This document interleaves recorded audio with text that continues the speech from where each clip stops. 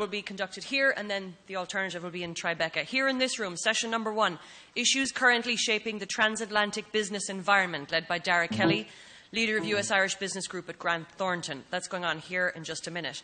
The alternative is in the Tribeca room, Venture Capital and Angel Network session, led by Jerry Moan, entrepreneur, business owner, business coach and investment acquisition. That's number 1. Right after that, we'll go straight into the second session. In here, it's the Irish Year of Design launch and panel discussion, led by Karen Hennessy, CEO of Design and Crafts Council of Ireland. The other choice, which will be in Tribeca, is Shark Tank, moderated by Mary McKenna, digital tech entrepreneur. After that, there'll be a quick 20-minute coffee break, and we'll go straight into the third session. Again, you have a choice. In here will be the future of digital media and entertainment, led by Maura Kelly, media executive and consultant, Purple Mountain Media, and IABN New York Advisory Board. Again, the alternative for the third session in Tribeca is the habits of highly effective people, moderated by Jerry Duffy, he of 32 marathons, 32 days fame. After that third session, we'll reconvene here back in this room at 4:10 for the Mark Pollock story. And trust me, you won't want to be late and miss the start of that. So see you all at 4:10. Thanks.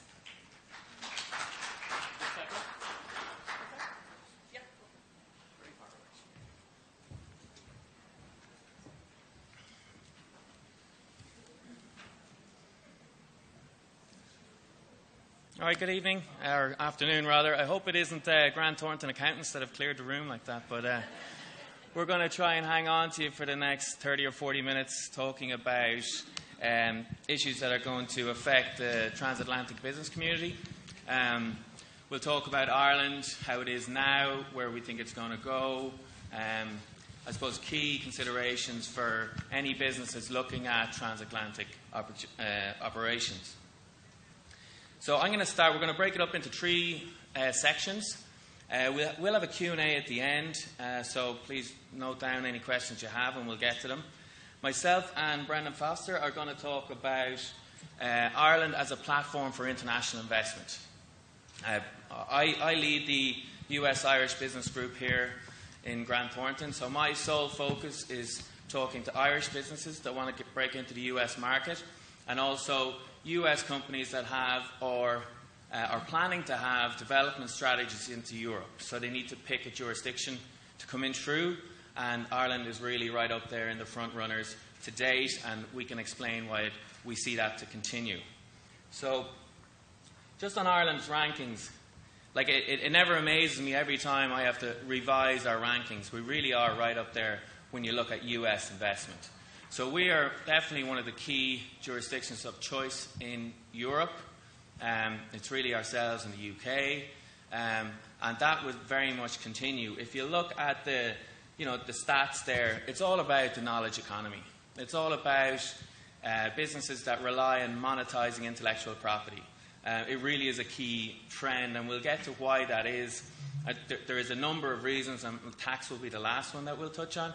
But there really is a collective rationale as to why tech and pharma and financial services choose Ireland as their jurisdiction of choice. So why Ireland? So pro-business, you've access to Europe straight away. Very open, very little red tape, pro-business environment from government through to regulatory through to our tax legislation. Young and educated workforce. I think we've got one of the average lowest population, and we also have one of the highest graduates per capita. So again, back to the knowledge economy. What do knowledge economy companies produce? They produce intellectual property. How do you do that? You need PhDs, you need tech developers, you need educated workforce, right? So there's no point picking a jurisdiction that will suit you for tax if you can't manufacture your product there in the first place. So English speaking, I kind of laugh at this one when I see it on all the different brochures, because it seems like such an obvious when you're coming from Ireland. But we are actually the only English-speaking, first-language English-speaking in the Eurozone. Obviously, UK aren't in the Eurozone. So I think our time difference as well. If you're a US company looking at Europe, you want to be able to do business in the same day. You will need to have a multilingual staff, because it's not about, you're not really selling into Ireland. You're HQing in Ireland, you're selling into Europe. So you're going to be selling into Germany, France, Spain. You're going to need people that can speak the local language. And with the way the EU is set up, there's no problem with population shifting across borders, so you will have access to that workforce that you will need. The last one is tax. Really, today we talk about three things to remember about tax. It's the headline rate, okay? It's the intellectual property regime, and it's the R&D credit, right? And again, the theme here is tech, knowledge economy. You're producing intellectual property. Hot sectors, it's a subsector of tech. Pharmaceutical is obviously huge, and we have the financial services as well. So the Irish firm recently commissioned a report on foreign direct investment.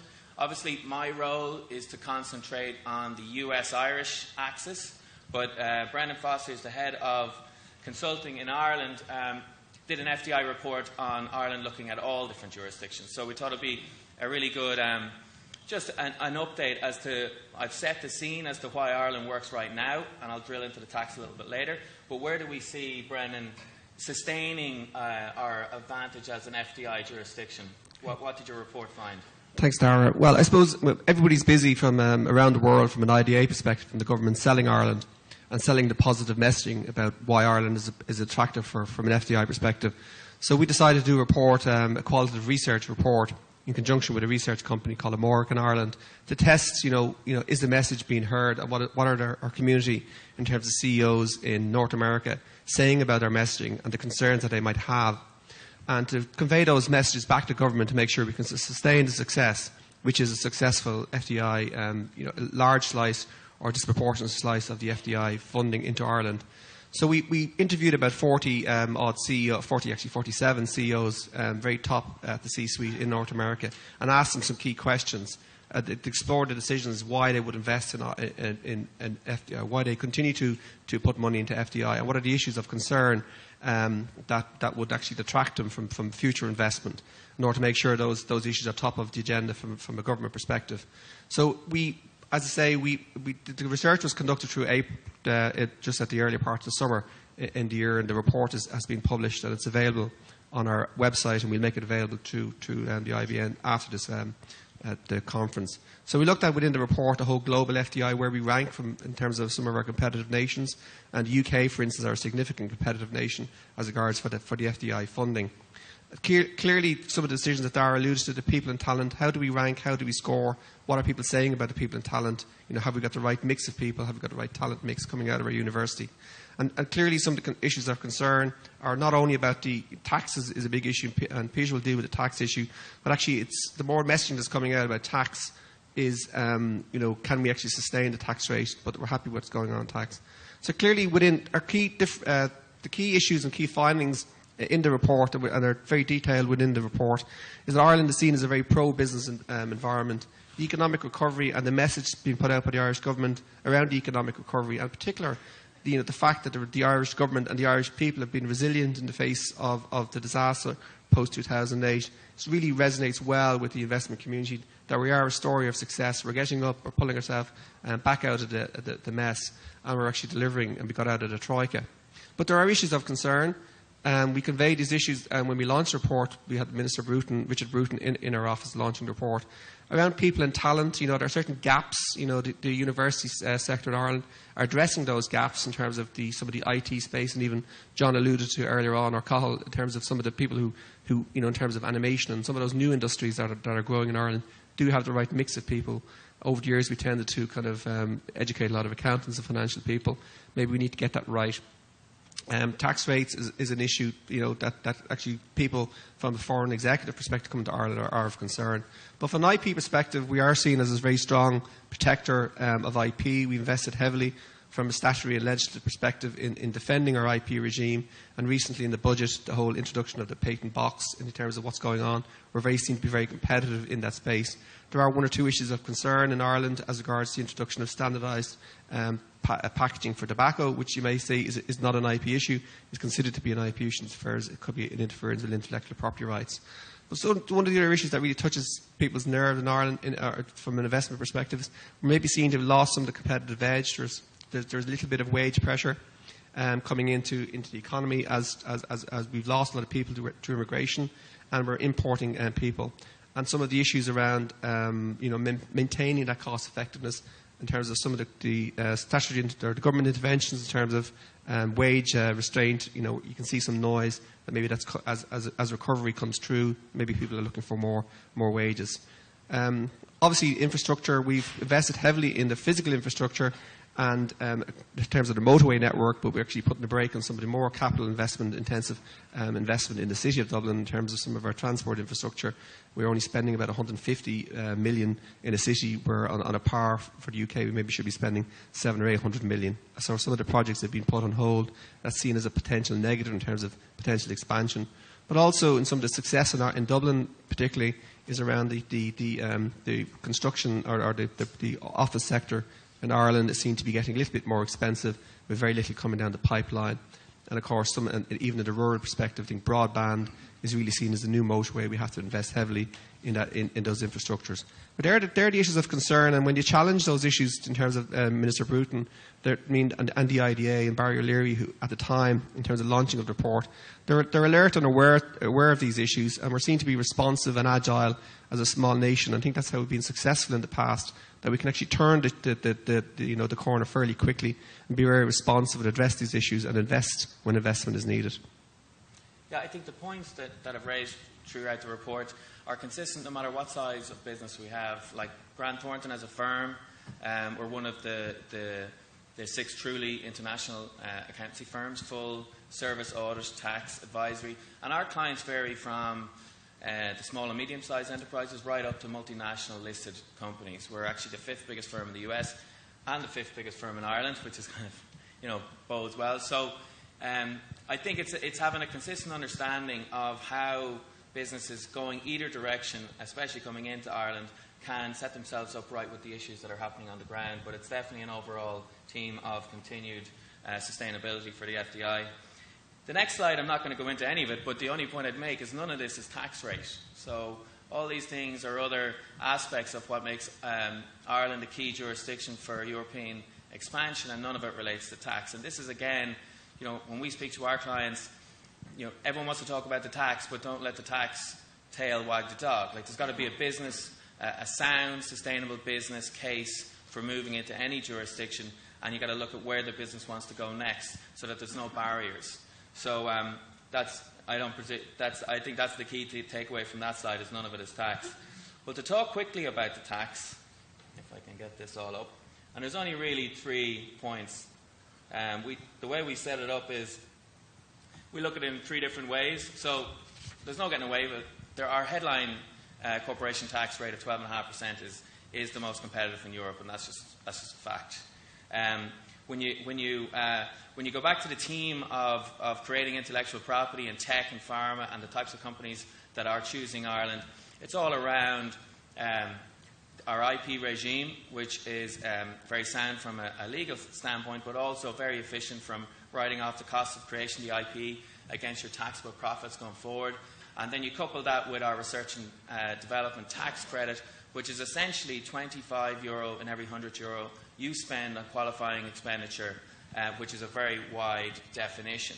So you can see how it's so key. If I can get the staff, I know what product I want to design, I can establish and house my intellectual property in Ireland and then monetize it into the rest of Europe, because remember, we are selling into Europe, we're not selling into Ireland. So that's really the key. There is some other points there which I won't get into, but the summary points is it's very, very efficient from a tax perspective to move money in and out of your Irish structure, and there's very little leakage, if none, on your operations around the rest of Europe when you have a group structure.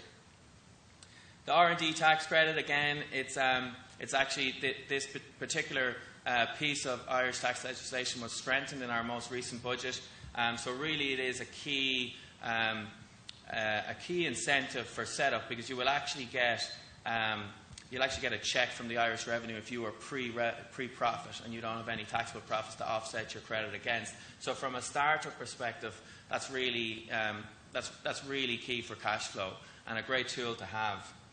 Now, there's been so the overview, really, it's not just about IP. There's a lot of other business operations that are run. Like, we've seen a big trend of multinationals setting up their shared service centres in Ireland, which would take care of their operations throughout all of Europe. So again, you have to have the educated staff and you have to have the multilingual workforce, again, all educated. And that's really a common theme, and we actually have a specific service line that helps to support multinationals setting up a shared service, which is a real key trend, and they're getting a lot of value out of that.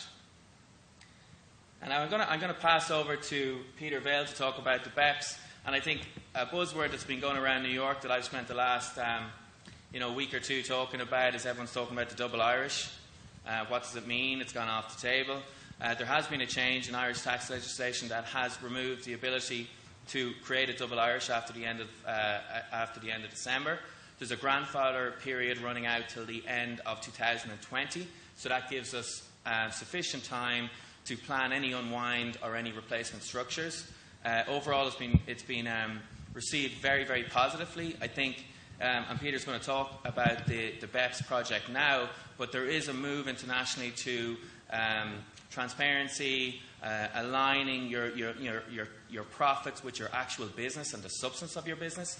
And we think it's a really positive step that the Irish government have got out in front of this and not been reactive. So I'll let Peter talk a lot more about BEPS and how it could impact or will impact businesses going forward. Cheers. Thanks, Dara. And just before I get stuck into BEPS, and we're not going to talk, myself and Lincoln are going to cover it. We're not going to talk too long. Hopefully we'll get some Q&A at the end. But actually it struck me, our co-sponsors, Madison, did a very interesting survey a few years back. And they asked groups, why did you come to Ireland in the first place? And tax was number one on the list. But they asked them 5 years later, why are you still in Ireland? And tax was no longer number one on the list. I think that is relevant. The other factors that we've talked about earlier on today, availability of talent, what Brendan talked about, infrastructure, etc., they become far more critical. Access to EU markets once you're in Ireland for a number of years. Tax is still important, but it's not number one anymore. But what I'm going to talk about for a few minutes is BEPS with Lincoln. BEPS is about as interesting as it gets for tax guys, so we love this stuff. This is great. We're in heaven the last while. Despite that, I still realise that we maybe find it a bit more interesting than you do, and I actually Googled tax jokes to try and come up with a few jokes for today. I know you think we shouldn't need that. And the jokes I saw were appalling, right? I'm not going to share any of them, they were hopeless. And I did see, and it's not a joke, but I did see a quote from George Bernard Shaw in it, and it's sort of half relevant. It's not a joke, but it was, the government that robs Peter to pay Paul will have the support of Paul, which is an interesting line in the context of BEPS, because as a result of BEPS, and sorry, I should have asked, does anybody know what BEPS, has anybody heard of BEPS? I think people maybe have been able to avoid it. So it is the efforts of the OECD, as Dara says, to tackle global anti-avoidance. And as a result of this, because there's a perception out there that there's a lot of anti-avoidance being undertaken by multinationals, so we need to rewrite the rules is the general view. But it's interesting, well, when these are rewritten, who's the Paul equivalent? Who's actually going to gain from this extra revenue? And it's probably a lot of the big countries, certainly in Europe and maybe in the US as well. You wonder, well, who are they robbing from? Who's actually paying for all of this additional taxes that will be paid under BEPS? And you say, well, look, maybe is it countries? Are the countries that are paying lots of tax now that won't collect the same tax revenues after BEPS? And arguably not. Arguably the countries that are being attacked by this BEPS project, nobody's paying any tax there anyway. So, well, who is paying for it? Is it the companies that are paying? Maybe it's the investors in those companies that are really ultimately going to have to pay for all this extra tax? Possibly it is. Or possibly it'll be passed on to the consumers. So maybe it's consumers that will actually pay, which is sort of ironic because the whole BEPS project really originated from the public being incensed, maybe is the right word, at the tax practices of multinationals. And we saw it in the US with Apple and with the Senate hearings. We saw it in the UK with the Starbucks and Google. And people actually stopped buying coffee because of the tax practices of Starbucks. They were concerned about the tax structure of their coffee maker. Like, it's bizarre stuff, but that is the impact that it had. So it was all this public momentum, that the public perception that created the political momentum for BEPS. And that's why we're where we're at now. So it's got a lot of media attention. So I'm going to look at, myself and Lincoln are both going to look at BEPS. What does it mean? obviously in the Irish and US context, and we touch a little bit on, as Dara mentioned, the budget changes. And longer term, where do we see all of this, when the dust settles, what does it all mean for Ireland and for US-Ireland investment?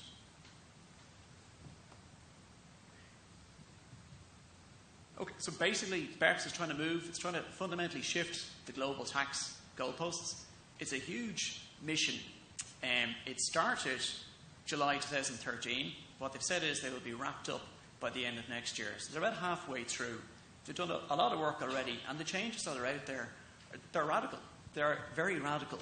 They are going to finish up by next year. Now, there will be a lot of follow-on work. If BEPS, if the OECD gets their way, and the OECD has the backing of the G20, how you actually calculate your taxes will be fundamentally different than it is now, and it has implications for lots of groups. And things that they're looking at are things like, say, if you have an Irish company and it's selling product, and you're living in Germany and you access a website in Germany and buy a product from Ireland, get shipped across to you in Germany. Heretofore, the Irish company wouldn't pay any taxes in Germany. It didn't have any people in Germany. But now what the OECD is saying, well, hold on, you bought this on a website in Germany. Maybe that website is a presence, a taxable presence for the Irish company in Germany. And that obviously has a huge implication. Some of the profits that were taxed in Ireland, 12.5%, are now being taxed over in Germany at a much higher rate. So clearly a lot of those proposals will have an impact on what taxes groups are paying. And there are lots of other proposals as well, which I'll touch on very briefly. They're 15. They've divided it up into small bite-sized pieces, so they're looking at things like intangibles. Obviously, a lot of planning by multinationals revolves around intangible assets. And the OECD, as Dara says, what the OECD don't want, they don't want to be able to artificially move risks and assets that they don't think are real into a jurisdiction with a very low tax rate. They want to see taxable profits aligned with substance. And obviously, what is substance is a very open question. It depends on what sector you're in. But broadly, that's what they want to see. So, from Ireland's perspective, what we need some sort of a policy that is post-BEPS proof, but because BEPS is a little bit away from actually being a reality, we need something that until we get to that place, we've got a regime that fits the bill. So that's why, as Dara mentioned, we made changes in our finance bill recently to bring in this knowledge development box that we're bringing in and approved our own IP regime. So as long as you can plan to tax efficiently tax profits from IP, and as long as it's tax efficient to do that, we'll continue to offer that sort of a regime, an IP-based regime. But if the IP regimes effectively are knocked on the head by the OECD, which is broadly what they want to do, and they're looking to say, well, look, it really has to be where bums on seats, it's all about jobs. Well, then what are groups going to look for? They're going to look for a jurisdiction that has a stable infrastructure, stable political environment, and a low tax rate, and that's where they put the jobs. And it won't really matter where the IP is. So Ireland is, if you like, is backing two horses, and we think we've got a regime that fits the bill under both of those scenarios. So BEPS, this is a good slide because it shows what this whole action plan is. 15 different action points under BEPS. What are they trying to achieve? Transparency. So what they really want is they don't want any secrecy. They want basically every tax jurisdiction to know what a group, where the profits are being allocated and who's taxing what. So they want complete transparency. They want coherence. So they don't want something that's deductible in one jurisdiction but not taxed in another. And that's a big feature of these hybrid instruments, which you may have heard of and would be very relevant for US groups. Something maybe is treated as an interest deduction in one place, but it's a dividend somewhere else. So it's deductible, but it's not taxed up there.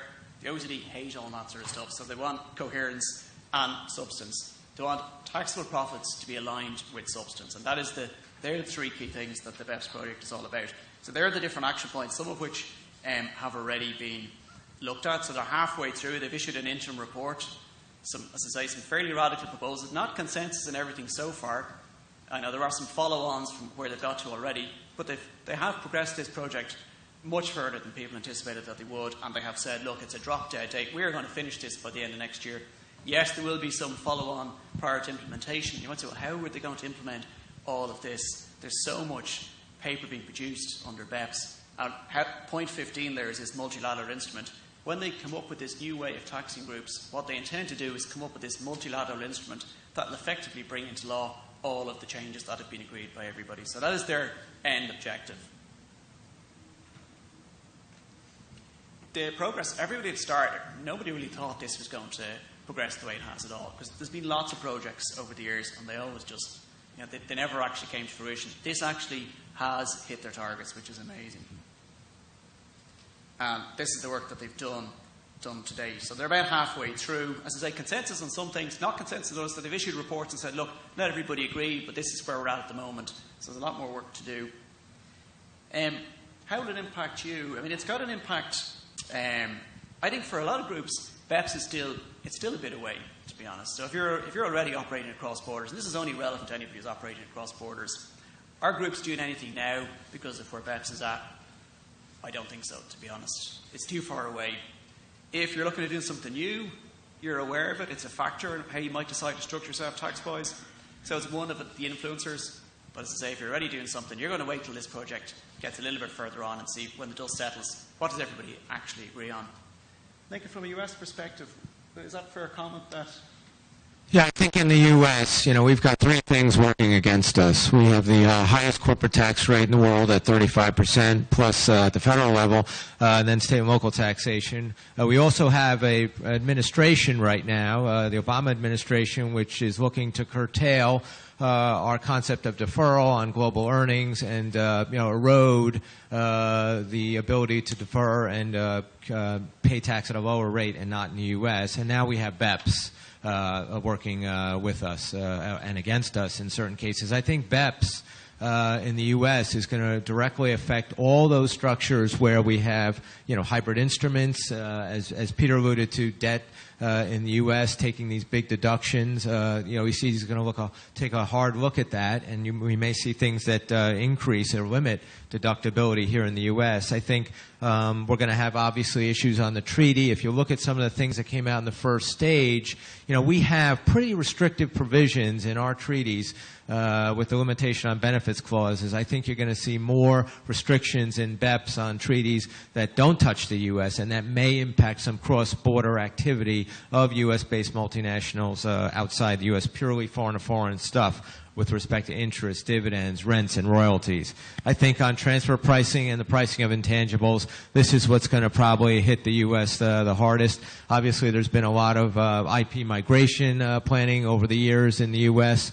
Obviously, this has created a tremendous amount of rate benefit outside the U.S., and so what it's going to happen is it's going to create higher rates of tax on these earnings pools sitting outside the U.S. that have never been subject to U.S. tax until they come back in the form of a dividend. So I think those direct impacts are going to be felt when BEPS evolves into, established law and principles. And I think there's going to be some indirect consequences too. Clearly we have a strong focus on financial statement presentation, both for the public investors in our public markets and the banking community in the private markets, which require audited financial statements for loan and credit facilities. I think the effects on BEPS will indirectly impact financial statement presentation. You will have different disclosures perhaps, but more importantly, the numbers are going to change and they may not look as good as they have in the past. If you look at some of the public company data out there, the GEs, the Microsofts, the Googles, and you look at their effective tax rates, they're extremely low, and that's a result of our concepts of, deferral, APB 23, and not providing tax on foreign earnings until you really have to. And I think that's where BEPS is going to hit us in the public markets and the public disclosures. Yeah, and you're right. I mean, those groups you mentioned, their tax rate is very low because of the last bullet point there. In a lot of cases, it's the intangibles, and that's one of the things that probably got most public attention was the ability to move your IP around to a low-tax jurisdiction where you may not have any presence at all, but you can put all of your profits in that jurisdiction, and that's exactly the type of thing that the OECD are trying to outlaw. As I say, groups, are they particularly interested in BEPS at the moment? And if they are, what are they doing to prepare for it? I think it's more that if you're looking at something new, you'll consider BEPS, which you mightn't have done a couple of years back. I think for the moment, if you're already doing something across borders, you're going to wait a little bit longer and see what happens. Some changes that came in, Dara mentioned them in the Irish budget last week. We did get rid of the double Irish structure. The general view is that it was very well received in the US. There would have been a lot of people who would have been very concerned that what we were doing, that this is going to remove our competitive advantage. The reality is that it hasn't. Many of you know from a US perspective, there are lots of ways of structuring that don't actually involve your IP company being an Irish incorporated vehicle, but it can still be resident in in a haven. You can just use a pure haven, or you can use a Maltese. There are lots of other structures that give you the same answer and still involve an Irish company with real substance, but it doesn't, from an Irish perspective, we're not tainted with this Irish incorporated vehicle on top. So basically, it was a call between, if there was any disadvantage on one side, well, what are we going to, it is going to be a cost, will we get any benefit out of that? And the benefit was that we will actually enhance our reputation by removing the double Irish. The fear was that the cost would be that there would be a perception that our tax advantages were removed. I think we've got the best of both worlds, because I think, yes, our reputation has been enhanced by doing what we did, by removing the double Irish, but actually people have realised we haven't really done a huge amount at all to make our tax regime less competitive. In fact, we made improvements to the R&D regime and to our innovation-based reliefs, such as the Knowledge Development Box and our existing intangible asset relief. So basically, where do you end up? You end up with an even better Irish answer. So what Ireland would love is that if you are going to move your intellectual property away from a haven, because havens may not have a life from an intellectual property standpoint into the future, well, why not bring your IP to a place like Ireland? Bring it onshore to Ireland. Yeah, you're going to be paying more tax, but longer term, everybody is going to be paying more tax. Multinationals are going to pay more tax. The question of where are you going to pay that? And obviously, we'd like if that was Ireland. So this Knowledge Development Box is part of that new armoury of options to onshore your IP. Other countries have similar regimes. We've added it to ours now as well. So we think, look, longer term, as I said earlier, groups are going to look at a place that has a low effective tax rate. And Ireland obviously ticks the box in that we have the lowest tax rate in the developed world. So if you assume that the IP planning longer term is completely gone, as I said, in terms of having a dual strategy, yes, we have a lovely IP regime that works at the moment, but longer term, when BEPS comes in and it's fully implemented, it's quite possible IP planning is out the window. It's all about substance. What's your headline rate? Well, we have that, as plenty of speakers have spoken about earlier. We've also got the availability of talent, the infrastructure, and all the other things. With that, I'm going to hand over to John. Okay. So I know we all really enjoyed the piece before lunch on the film and animation, and it really is a huge success story coming out of Ireland. But John Gleeson, who's the head of the media team in Grant Thornton, Ireland, is just going to talk to some of the technical detail about the change in the refundable tax credit that is helping to drive that success story. Thanks, Dara. I think we're a bit tight on time, actually, but we'll see what we can cover. So, as I referred to this morning, Ireland is moving into a new era of tax financing in our film and television industry. Ireland is, at this stage, a very well established and mature industry. A lot of the points have been covered. It is a very easy place to do business, English speaking, on the edge of Europe. We believe we're moving into a new era and a new phase of development across the industry. And that in itself is triggering some kind of pressure points, including the need for more studio space in Ireland, that we need to invest in our infrastructure, we need to invest in our talent, in our training, and in the overall expansion of our industry. Our industry is based on two sides of the same coin, essentially, in terms of how most industries are developed across the world. One is to attract US TV or feature film into a country to flood activity into a jurisdiction, and we've been very successful in doing that with very high-end television shows over the last 10 to 15 years. The other very important aspect is to then, on the back of that activity, to train and to nurture your talent and to build an indigenous industry on the back of that. So we're moving from the 1st of January 2015 to a streamlined repayable tax credit of 32% of your Irish expenditure.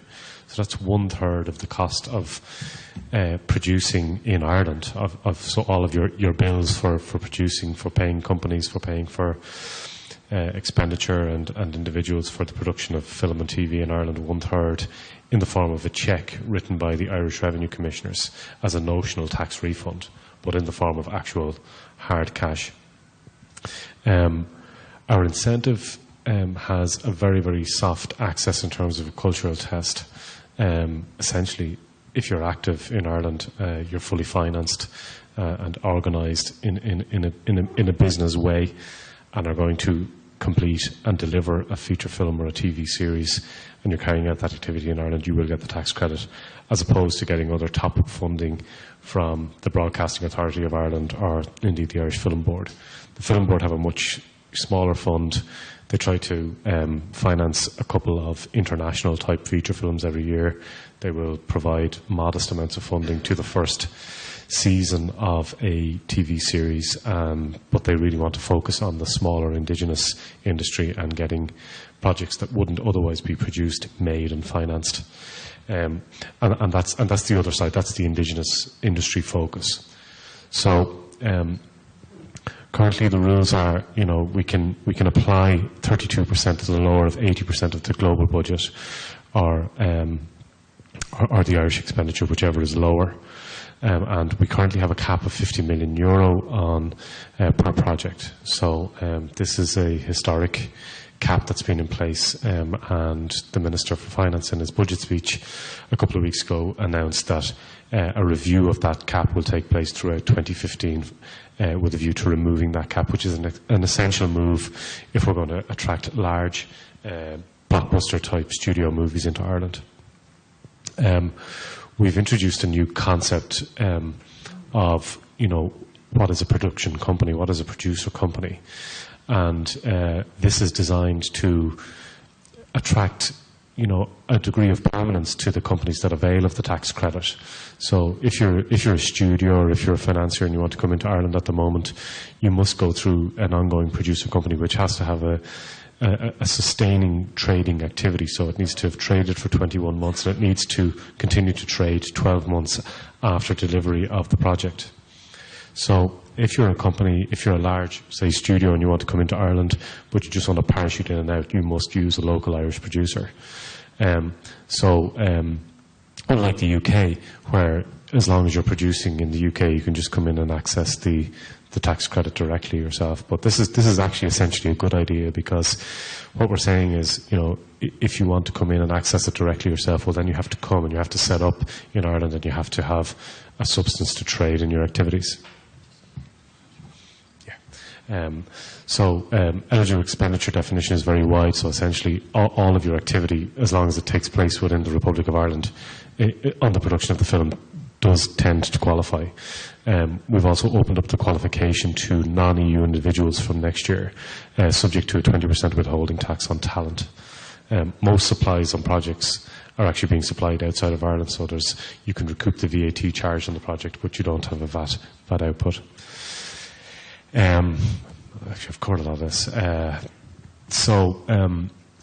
I suppose the big opportunity for Ireland at the moment is to look at that substance of trading and to try and attract US companies to set up in Ireland, with a view to looking at Ireland as a European headquarters for production, not just to produce in Ireland, but to use it to develop intellectual property for production across Europe, availing of 12.5%, availing of the IP regime, and availing of the 12.5%, and availing of the 32% tax credit. I think it's a bit unfair to John because he really understands this so deep, but to get his presentation across in a small time slot. So I'd invite you to speak to John after the presentation so that he can cover off any questions you have. I don't think we've time for questions, but the key takeaway I want from you is that the Grant Thornton team is set up to deal with you with business operations on both sides of the Atlantic. We'll be around for the rest of the day and the evening, and please come up to us with any questions. Thanks very much.